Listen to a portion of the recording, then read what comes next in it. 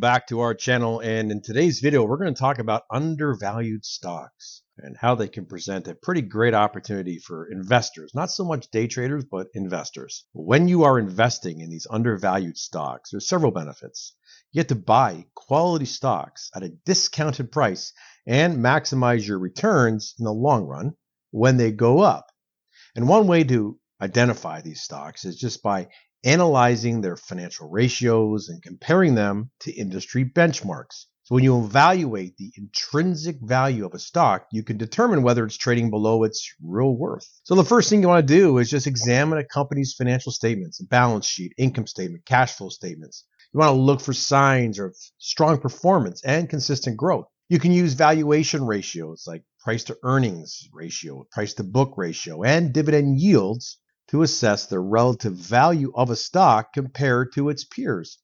So we're going to look here at a simple scan that you can use on FinViz. It's a free stock screener for the most part to find these types of stocks. Go to the website, click on the screener tab, and under the fundamental tab, select PE, which is price to earnings. Set that criteria to under 15. You can put any other value you want, but just for this example, let's use 15. Under the fundamental tab again, select PB, which is price to book ratio. Set that criteria to under 1. Under the descriptive tab, select dividend yield and set that criteria to over 2%. You can go higher, 3, 4, 5, doesn't matter. And you can further refine your search to select specific market capitalization, some sectors, which could be important, or any other criteria. But let's just keep it simple. Click on the charts tab and you get to see the results in a visual format. It's pretty cool. Then you just use those to look for some sort of trade setup that you like. You want to stay updated on the market and news that could impact that stock's value. And this includes monitoring the industry developments, the competitive landscape changes, even macroeconomic factors. It's a lot. That's why these kind of sites are awesome. So let's talk about why these stocks become undervalued in the first place. And there are a few reasons why it may be undervalued. Market factors obviously play a significant role in determining the value of a stock. So if there's negative news or uncertainty surrounding a particular industry or a company, it can lead to a decrease in investor sentiment. And of course, then undervaluation of the stock. Economic conditions, they're going to influence stock prices as well. During an economic downturn, investors may be cautious, sell off their holdings. It's going to lead to a undervaluation of that stock. Also, the guy consider poor financial performance or the trends in the industries that can indicate potential challenges for a company. And that can cause the stock price to fall below its intrinsic value.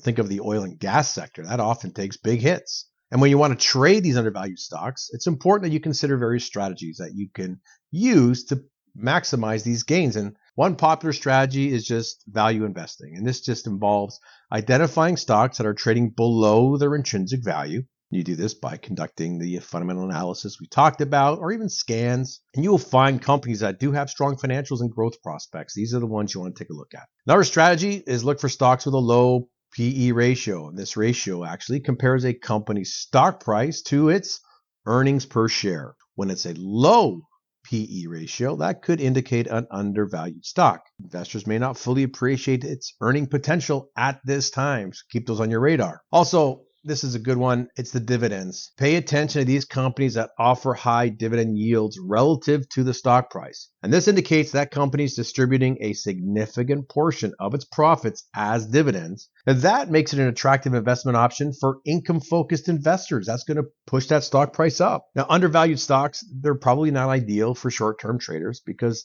you do need that time for a longer holding period to happen to realize the full value of that stock. So they do offer opportunities for longer term investors. People are going to hold on to them, but they do come with pros and cons. Potential pros, that potential for significant future gains as the market sentiment improves for it, the ability to buy really good stocks at a discounted price, and the potential for substantial returns with a longer term investment strategy. Can't forget the cons, very important. There's going to be volatility in the short term, maybe external factors like economic conditions or industry performance. That market sentiment is going to play a crucial role in determining that stock value, and common misconceptions about undervalued stocks that can deter some investors from even looking at these opportunities that they think these stocks are crap. So they just let them go. Now, different industries are going to experience different levels of investor sentiment based on their financial indicators.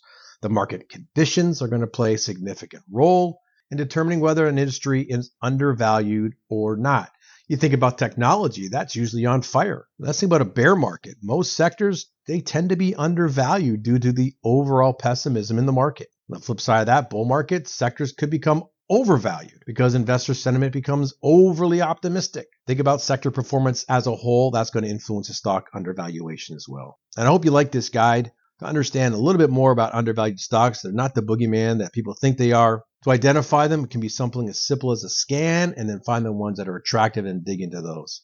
But again, always make sure you do your due diligence before you make any investment decision. If you like this video, don't forget to give it a thumbs up. Subscribe to the channel. Thanks for watching, and we'll see you in the next one.